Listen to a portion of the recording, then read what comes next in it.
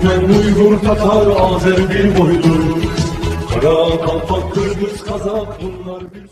Сегодня Организация тюркских государств становится важным игроком на международной арене. Азербайджан, будучи одним из наиболее активных и стратегически важных членов ОТГ, сыграл ключевую роль как в становлении организации, так и в ее дальнейшем развитии. Эволюция ОТГ прослеживается от Совета сотрудничества государств с тюркским языком, созданного в 2009 году в Нахчеване, до превращения в полноценную организацию тюркских государств в 2021 году в Стамбуле. На начальном этапе сотрудничество сосредотачивалось главным образом на культурных, гуманитарных, образовательных и социальных инициативах. Однако после 2021 года организация приобрела более широкий экономический и стратегический характер, особенно в контексте инициатив Азербайджана.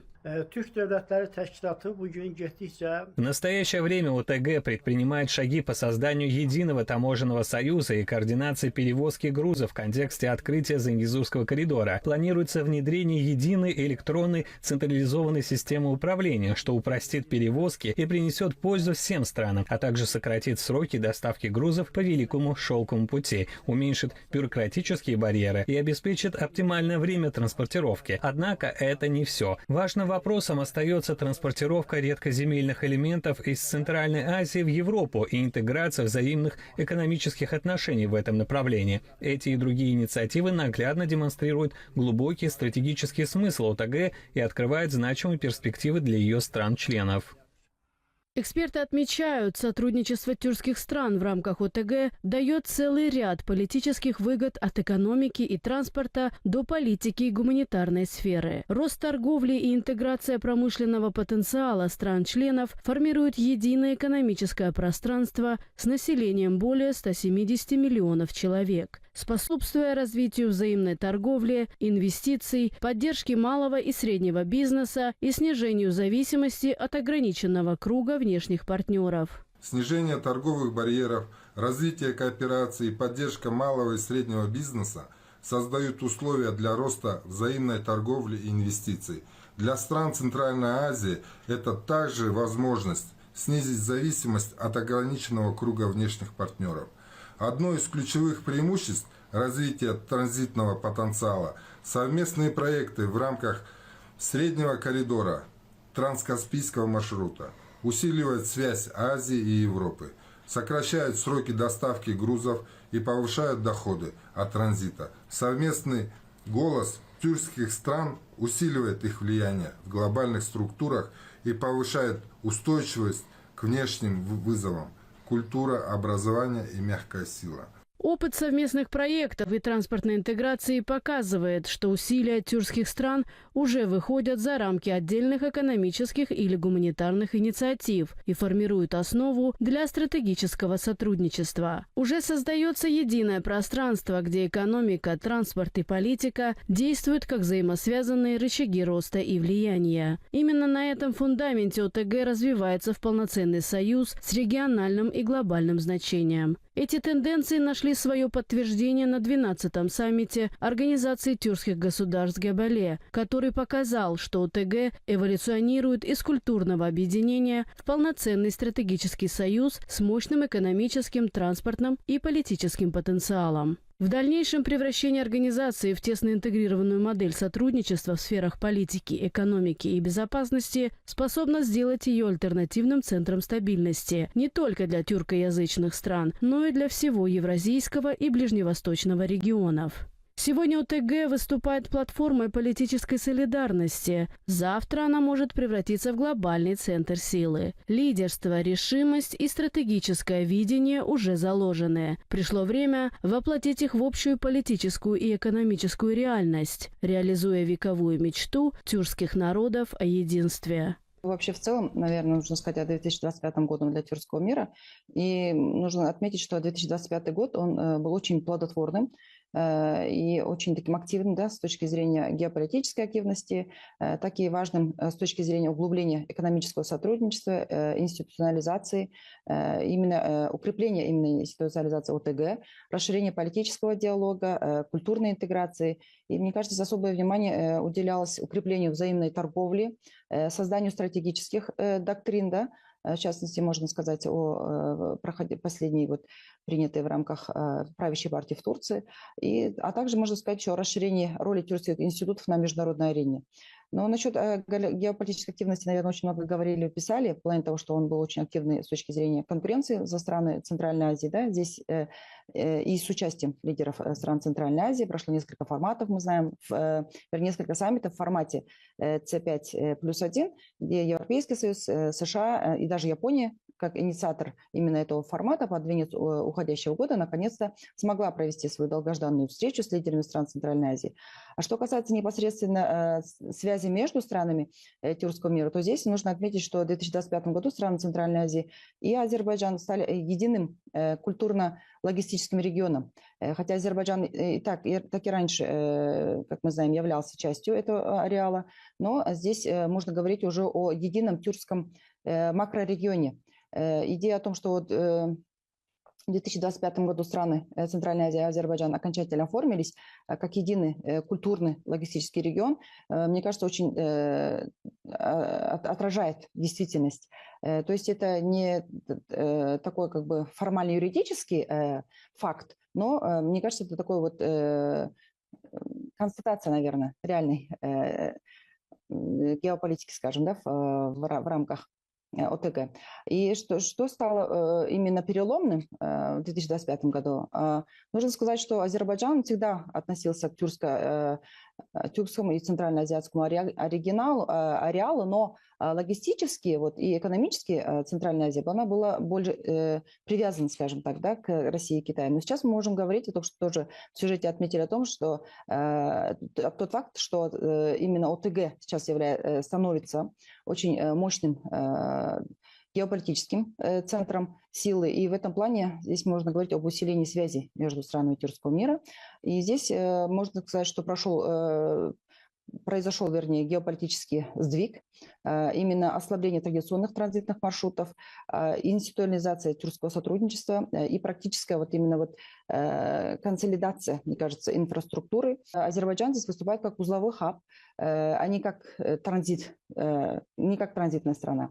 И здесь это очень важный момент. И здесь средний коридор, мы знаем, или как бы по-другому называем Каспийский маршрут, тоже является очень важным в этом плане. И вот этот маршрут Центральная Азия, Каспий, Азербайджан, Грузия, Турция, Европа, он как бы перешел из статуса альтернативного в стратегический. И здесь роль Азербайджана принципиально изменилась. Как я сказала, Азербайджан стал центральным узлом этой всей цепочки. И в этом плане мы видим на практике, это что произошло? Это синхронизация портов, Актау, Туркменбаши, да, Баку, Алят, унификация таможенных процедур. Мы в этом году говорили о цифровизации многих процедур. И это тоже усилило, скажем, вот эту составляющую транзитную, рост контейнерных и мультимодальных перевозок, участие Азербайджана в планировании логистики Центральной Азии, а не только в обслуживании. Это тоже очень важный факт. То есть здесь можно сказать, что вот именно регион стал функционировать как единая транспортная система. И в этом плане мы знаем, что у нас существует культурная, да, идентичность, общее происхождение. И вот это все, оно вышло как бы на новый уровень. Мы уже можем говорить об общей повестке дня, которая постепенно уже формируется. И в этом плане произошло как бы сближение нового типа. Вот эти культурные проекты, о которых мы раньше говорили, да, то есть в рамках Тюрксой или Тюркской академии. Есть еще, мы знаем, что проект Тюрксой культурной столицы тюркского мира. И здесь в рамках этих, скажем так, традиционных мероприятий произошли еще и другие новые формата. Например, Turkic Skills 2025. Это, например, был конкурс профессиональных навыков тюркского мира среди молодежи. Это чемпионат мира по профессиональным навыкам. И здесь он проходил в Казахстане в октябре этого года с участием молодежи из тюркских стран. Это чемпионат с участием Казахстана, Кыргызстана, Венгрии, Турции, Азербайджана. Здесь проходили соревнования в 9 различных областях. Это веб-технологии, сварки, да, технического характера, до мобильной робототехники, управления беспилотниками и так далее. То есть здесь это очень важное, мне кажется, такое маленькое вроде мероприятие, но очень такое многообещающие. Еще можно говорить, о чем можно сказать, цифровые образовательные инициативы здесь тоже развиваются, рост мобильности между странами и обмен, как я сказала, студентами, да, проходили форумы в рамках, допустим, бизнес-форумы, еще, например, аналитические центры тюркского мира тоже собирались и обсуждали очень насущные проблемы тюркского мира. На экспертном уровне, вот только что даже ваша программа, мне кажется, является ярким примером. Здесь в вашей программе постоянно участвуют представители из разных стран тюркского мира, когда эксперты анализируют то или иное событие, которое происходит не только с своей стороны, а в рамках тюркского мира. Это, мне кажется, тоже является очень важным показателем. И здесь еще можно сказать, наверное, об институционализации, то есть через Организацию тюркских государств, да, произошло очень много событий. Только что вы отметили саммит в Габале. Он тоже является очень важным с точки зрения тюркских государств, потому что здесь обсуждались вопросы укрепления институций. То есть организация Тюркской академии, она вышла на более высший формат, скажем так, проводит очень большие исследования, о которых и мы подробно освещали. Например, молодежь тюркского мира не только как бы хозяевами, да, традиционных источников энергии, но в то же время они являются ответственными игроками на международной арене с точки зрения зеленой энергетики. Мы знаем о том, что сейчас является одной из актуальных проблем именно сохранение нынешних ресурсов, которые сейчас с каждым днем, к сожалению, становятся все меньше и меньше. Мы говорим об обмелении Каспии, да, судьба Арала всем известна. Соответственно, сейчас в Турции очень большая проблема о том, что сейчас очень говорят о том, каждый день почти по телевидению, о том, что очень большая проблема с влагой, да, сейчас сужение водохранилищ и так далее, и так далее. То есть в этом плане, мне кажется, это не просто как бы, мы знаем, что нынешняя повестка, да, в мире, которая транслируется Трампом, она не совсем отражает нынешнюю действительность. Соответственно, он говорит, что он не верит в изменение климата и так далее. Но мы понимаем, что можно говорить, но на самом деле реальность в другом заключается. И здесь самое главное, нужно бережно относиться к окружающей среде, по возможности не снижать зависимость от традиционных источников энергии. В этом плане страны тюркского мира, мне кажется, являются очень важным примером, так как сейчас и в рамках ОТГ, и в рамках двусторонних отношений между странами тюркского мира именно идет развитие зеленой энергетики. Даже знаем, что, допустим, в Узбекистане, насколько я знаю, есть уже университет, который занимается именно исследованиями в зеленой экономике. Да? И здесь мы знаем, что Азербайджан тоже проводил КОП-29, да, и здесь тоже были обсуждены насущные проблемы именно в рамках изменения климата, что касается зеленой энергетики. И здесь страны тюркского мира, мне кажется, вносят свой посильный вклад именно в развитие этой зеленой энергетики. И здесь мы можем говорить о том, что, кстати, Азербайджан является тоже очень важным игроком с точки зрения зеленого водорода, да, и для трансформации для Европы тоже является очень важным ключевым как бы объектом. И, соответственно, здесь можно говорить, что страны тюркского мира будут дальше работать в этом, как бы скажем, прежний, да, руководитель Туркменистана, но мы знаем, что он является одним из ключевых в управлении Туркменистана, Гурбанмухамедов, да, Бердымухамедов. И Гурбангулы Бердымухамедов как раз говорил о том, что сейчас, в нынешнем состоянии, у Туркменистана, мы знаем, есть принятые им, да, но формат, который в настоящее время является нейтралитет, да, он является как бы сейчас две страны в мире имеют, это Швейцария и Туркменистан. И Туркменистан сейчас именно с точки зрения международного права сейчас не участвует как бы официально во многих структурах, организациях, именно из-за того, что у него есть этот статус. И здесь, ну, я, насколько знаю, было широкое обсуждение этого вопроса, и вот именно активно поддерживает Азербайджан во многих международных обсуждениях, да, когда некоторые страны Евросоюза, в частности, мы знаем, Франция, под воздействием, да, армянского лобби, она пытается многие вещи там как бы вставлять палки в колеса. И в этой связи роль Венгрии именно в защите Азербайджана, в защите его исконных прав и интересов здесь является очень важным. Об этом мы отдельно, кажется, говорили в одной из ваших программ. В уходящем году азербайджано-казахстанские отношения развивались особенно динамично. За неполный год товарооборот между странами превысил $550 миллионов, что более чем в 3 раза выше прошлогоднего уровня. Такому росту, по мнению экспертов, способствуют взаимные визиты глав государств и переговоры на высшем уровне. Ключевым событием стал госвизит президента Азербайджана Ильхама Алиева в Астану, который состоялся в октябре. В свою очередь, Касым-Жомарт Токаев в течение года дважды посещал Азербайджан для участия на саммитах Организации экономического сотрудничества в Ханкинде и Организации тюркских государств в Габале. Азербайджан в настоящее время под вашим сильным лидерством заметно нарастил свои позиции, укрепил свой авторитет на международной арене, играет очень важную роль как региональная держава в вашей части мира. Что касается наших двусторонних отношений, вы отметили их стратегический, союзнический характер. Мы нацелены на укрепление взаимодействия по всем направлениям. При этом стороны намерены не останавливаться на достигнутом и довести этот показатель до $1 миллиарда в ближайшее время. На сегодня Казахстан экспортирует пшеницу, нефть и нефтепродукты, электрические аккумуляторы и другие товары. Азербайджан поставляет двигатели, трубы, полимеры этилена, фрукты и не только. По словам экспертов, такие успехи обусловлены эффективным использованием потенциала среднего коридора и системной модернизацией транспортно-логистической инфраструктуры. Это создает благоприятные условия для увеличения объемов перевозок и укрепления двусторонних отношений. Нам нужно было еще раньше диверсифицировать транспортировку энергоресурсов, увеличить транзитный потенциал. Это очень важно на сегодняшний день. Сегодня, тем более, потенциал международного Каспийского транзитного маршрута в год до 10 миллионов тонн.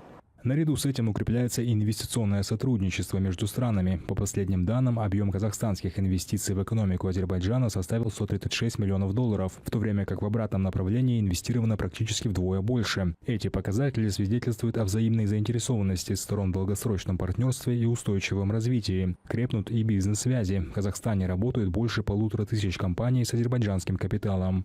Совместный инвестиционный фонд, который мы создали, также имеет большой потенциал. Уже есть несколько проектов, которые сейчас находятся в стадии реализации и рассмотрения. Еще одно стратегически важное направление – транспортно-логистическое сотрудничество. В прошлом году страны перевезли 287 контейнерных поездов, а за январь-сентябрь текущего года этот показатель вырос почти на 40%. В ключевом проекте транспортно-логистической интеграции между Азией и Европой Астана и Баку выступают главными двигателями роста транзита на евразийской карте. Кроме того, со следующего года государства намерены перейти на электронный обмен разрешениями для международных автомобильных перевозок. Эксперты надеются, что это сделает процесс транспортировки товаров прозрачнее и сократит бюрократические барьеры. Страны укрепляют сотрудничество и в небе. Сегодня в столицу Азербайджана можно долететь сразу из 4 городов Казахстана. Количество рейсов ежегодно увеличивается. Так, в прошлом году в этот период выполнялось 18 рейсов в неделю, что практически больше, чем в 1,5 раза показывает увеличение. Также выполняются грузовые рейсы. В настоящее время между странами выполняется 7 грузовых рейсов в неделю. Пассажирские рейсы выполняются по маршруту Алматы-Баку, Астана-Баку, Ахтау-Баку и Атырау-Баку. Что касается грядущего года, Азербайджан и Казахстан планируют завершить строительство подводных волоконно-оптических линий связи по дну Каспийского моря. Проект позволит усилить цифровую интеграцию. Напомню, соответствующий договор был подписан этой весной в Баку. Среди других важных проектов – новый зеленый энергокоридор через Каспий. Это станет первым опытом такого масштаба в регионе. Энергия из возобновляемых источников Каспийского бассейна будет транспортироваться через Азербайджан в Турцию и Европу. Сегодня две страны, они сосредоточены на 2 ключевых проектах. Первый – это волоконная оптическая линия связи, которая создает альтернативный маршрут для интеграции в интернет-сеть мировую. Второй – это прокладка глубоководного электрокабеля. Этот проект, он как раз-таки будет связывать энергосистему Казахстана, Азербайджана и Узбекистана. В том числе это, по сути, это такой зеленый коридор для поставки зеленой энергетики в страны Европейского Союза. Важную роль в укреплении связи играет Организация тюркских государств. ОТГ служит действенной платформой для углубления политического диалога, расширения экономических связей и развития гуманитарного сотрудничества. 2025 год может стать поворотным для политической системы Казахстана. Среди ключевых событий года политологи выделяют инициативу о возможном переходе к однопалатному парламенту. Об этом глава государства заявил, выступая с посланием народу Казахстана. Мне самому довелось в течение 10 лет возглавлять Сенат, и эту работу всегда воспринимал как большую честь и ответственность. Поэтому мне с этой трибуны нелегко говорить о парламентской реформе. Несмотря на это, все же именно сегодня выскажу предложение о создании в обозримом будущем в нашей стране однопалатного парламента.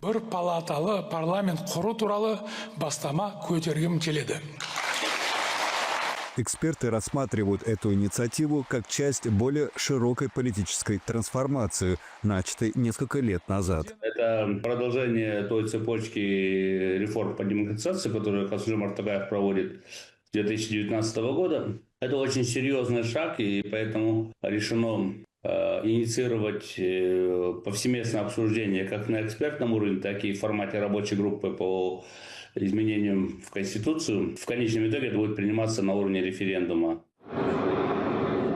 На внешнеполитическом направлении Казахстан в 2025 году все чаще действует не в одиночку, а в составе региона. Страны Центральной Азии все активнее используют формат C5+1 как инструмент коллективного диалога с ключевыми мировыми партнерами. В этом году такие встречи прошли с Китаем, США и Японией. По словам экспертов, речь идет не только о дипломатии, но и о попытке выработать общую региональную позицию, которые позволяют балансировать нашему региону в этом сложном турбулентном мире и одновременно позволяют почувствовать значимость нашего региона и значимость выработки консолидированной позиции, когда не каждая страна выступает по отдельности и тянет это дело на себя, а когда мы пытаемся отстаивать интересы региона в совокупности и тем самым находить точки соприкосновения, а не разногласия. Региональная кооперация усиливается и в экономике. Казахстан и страны Центральной Азии участвуют в масштабных совместных проектах от развития Срединного коридора до инициативы «Один пояс, один путь». Это, по мнению экспертов, меняет роль региона в глобальной экономике. Укрепляемся, усиляемся, и благодаря этому с нами хотят работать уже внешние игроки. И это здорово, потому что мы не идем как просители. Поэтому это говорит о том, что наш авторитет вырос. Поэтому я бы поставил бы это как главное событие. Экономические итоги года также оказались заметными. Впервые в новейшей истории Казахстан занял лидирующую позицию среди стран СНГ по уровню ВВП на душу населения. По данным Международного валютного фонда на 2025 год показатель составил почти 14 800 долларов. Финансовые аналитики связывают это с относительной стабильностью и долгосрочными экономическими планами. То есть мы в обозримом будущем не ожидаем чудовищных кризисов. Сближение тюркских стран в 2025 году заметно не только в экономике, но и в культурной сфере. В Алматы прошел международный молодежный фестиваль «Жайдарман Turkey Cup 2025», объединивший команды из Казахстана, Узбекистана, Кыргызстана, Азербайджана и Турции. Участники отмечают, что такие площадки формируют ощущение общего культурного пространства.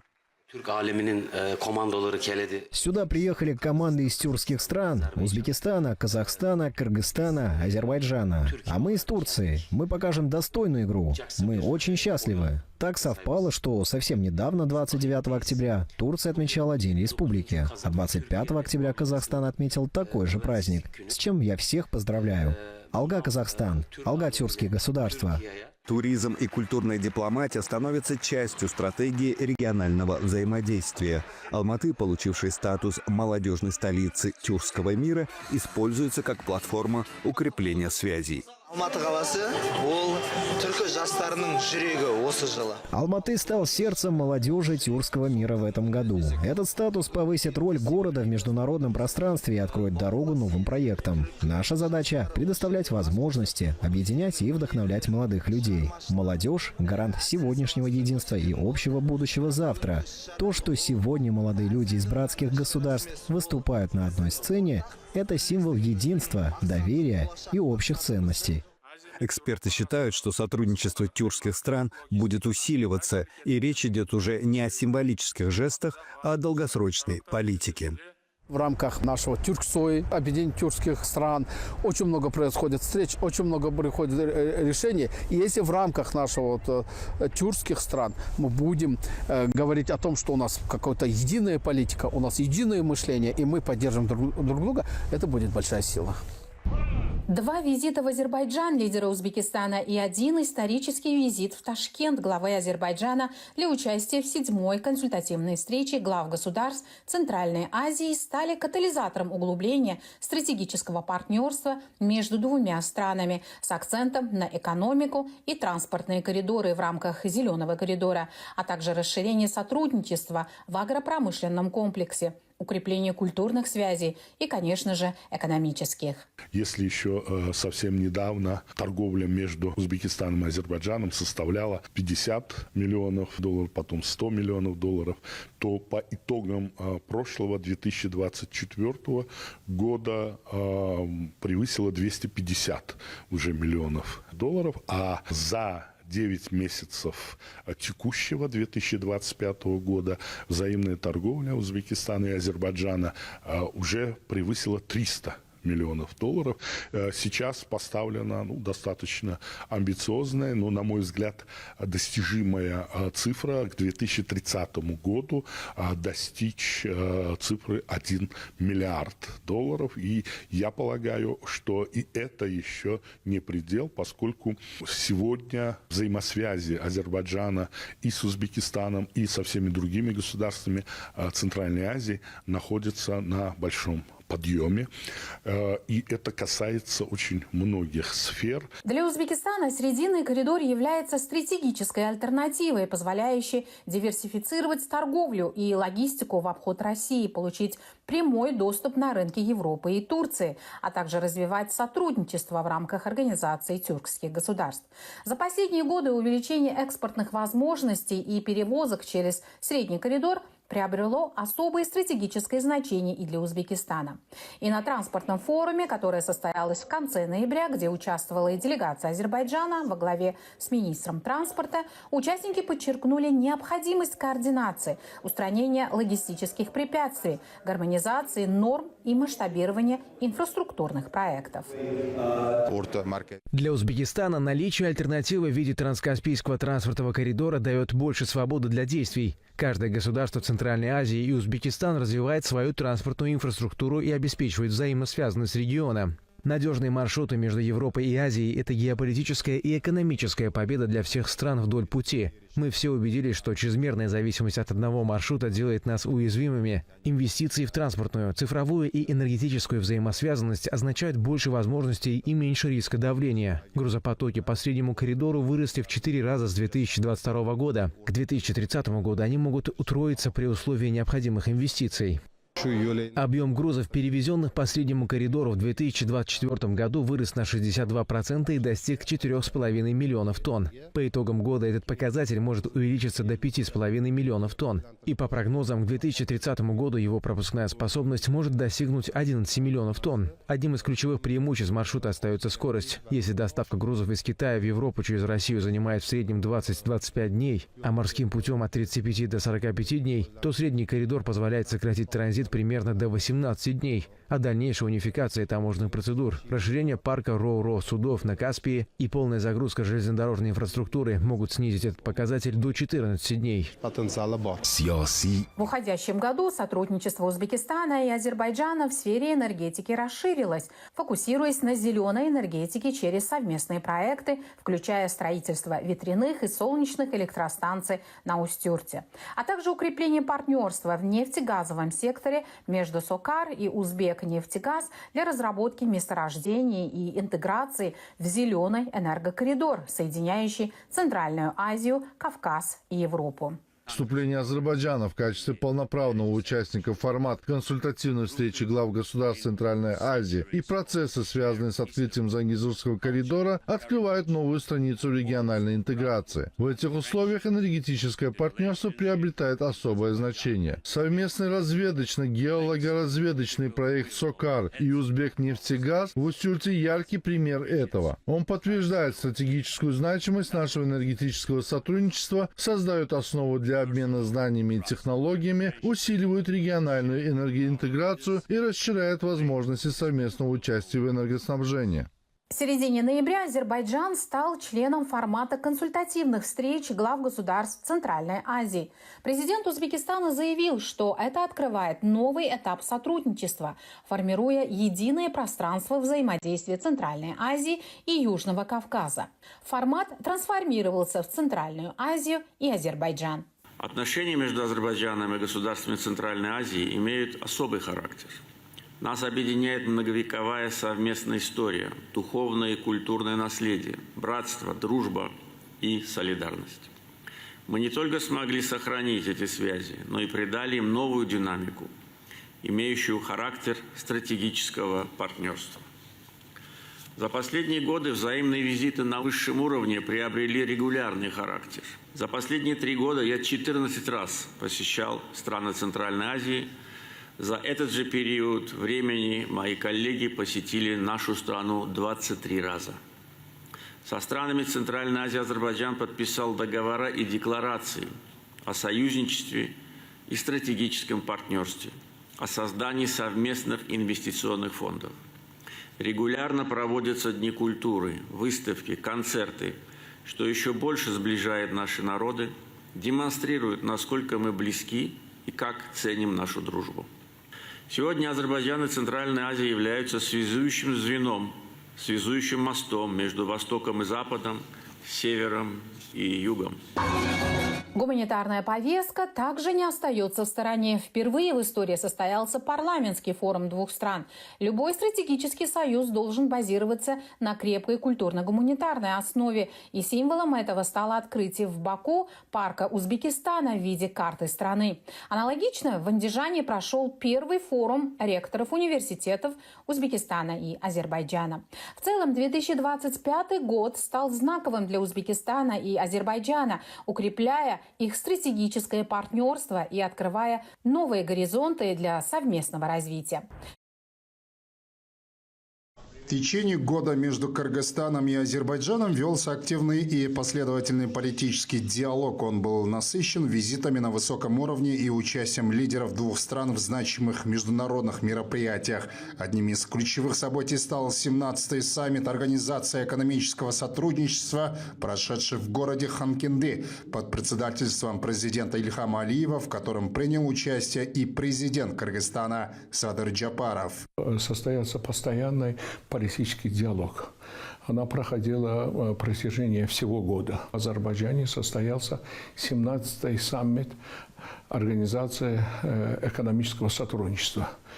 Его превосходительство господин Джапаров участвовал в этом саммите. Во время этого саммита наши уважаемые президенты Ильхам Гейдарович и Садыр Нургожаевич совместно открыли в освобожденном селе Кадырли школу имени Манаса. Это был один из очень важных моментов. Эта школа, как вы помните, была построена в подарок для азербайджанского народа со стороны кыргызского президента. Дополнительной площадкой для укрепления диалога стал саммит глав государств Организации тюркских государств в городе Габала. В ходе двусторонних встреч стороны обсудили приоритеты двустороннего сотрудничества и практические шаги по расширению взаимодействия. Отношения Азербайджана и Кыргызстана находятся на высочайшем уровне.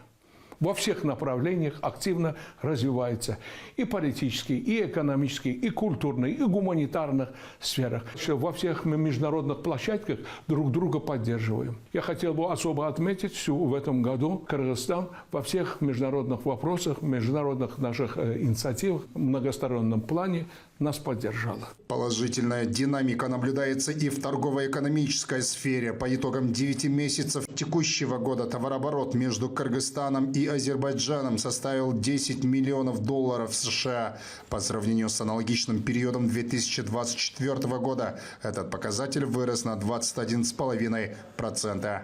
За 9 месяцев текущего года товарооборот Кыргызстана с Азербайджаном составил $10 миллионов, и в сравнении с аналогичным периодом 2024 года увеличился на 21,4%, в том числе экспорт на $7,2 миллиона, рост на 23,7%, импорт составил $2,7 миллиона и увеличился на 15,7%.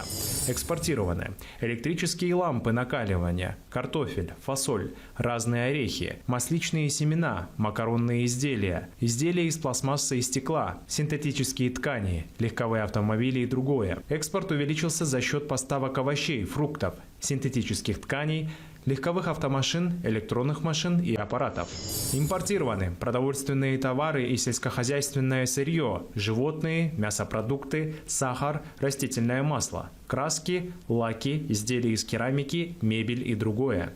Значимую роль в развитии экономических связей играет Кыргызско-Азербайджанский фонд развития. Его основная миссия – углубление двустороннего экономического сотрудничества и поддержка приоритетных отраслей экономики Кыргызстана. Основной миссией является углубление экономического сотрудничества между нашими странами, содействие экономике, развитию экономики Кыргызской республики и, естественно, эффективное использование сотрудничества, экономического сотрудничества между Азербайджаном и Кыргызстаном. Основной наш инструмент – это инвестирование в проекты в различных областях, которые охватывают весь регион Кыргызстана. На сегодняшний, которые охватывают все регионы Кыргызстана и затрагивают ключевые отрасли экономики – энергетику, промышленность, здравоохранение и социальную инфраструктуру. В данный момент в пайплайне находится около 20 проектов, которые рассматриваются. Они охватывают все области. Но до сегодняшнего дня мы открыли финансирование 6 проектов. Из них 2 строительства малого гидроэлектростанции. Недавно открыли швейную фабрику. В результате 350 рабочих мест. Один проект у нас находится в свободной экономической зоне в Чувской области. Это производство ковролина. Участвуем в программе «Мой дом 2630» для строительства социальных домов, поддержку государственной ипотечной компании. Важное место в двусторонней повестке заняло и гуманитарное сотрудничество. В этом году в Кыргызстане прошли Дни культуры Азербайджана. Концерты, выставки и культурные мероприятия позволили жителям страны ближе познакомиться с историей и традициями азербайджанского народа, укрепив взаимное доверие и культурные связи. Таким образом, кыргызско-азербайджанское партнерство сегодня развивается комплексно и поступательно. Политический диалог, рост товарооборота, инвестиционные проекты и культурные инициативы формируют прочную основу для дальнейшего расширения сотрудничества и укрепления связи между двумя странами. 2025 год для Кыргызстана ознаменовался важными событиями в политической, социально-экономической и общественной жизни страны. В сфере государственного управления продолжилось укрепление институтов власти. Внимание было сосредоточено на повышении прозрачности, цифровизации государственных услуг и усилении ответственности государственных органов перед обществом.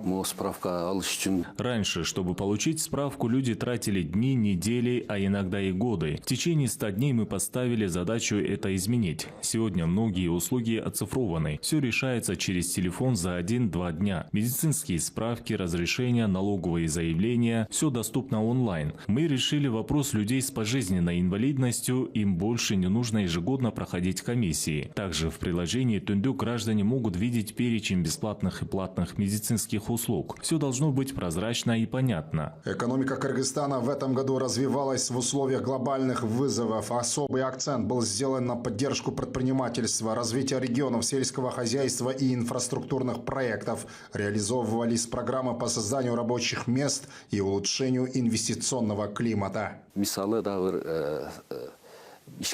Если поддержать малый и средний бизнес, улучшается и жизнь людей. Мы запустили программы льготного кредитования, приняли новый закон об инвестициях, усилили статус Национального агентства по инвестициям. Наша задача – создать условия для инвесторов. С рядом из них я встречаюсь лично. На следующий год мы запланировали повышение заработных плат в 2 этапа. Сначала учителям, врачам, работникам культуры и сферы услуг. Рост составит не менее 50%.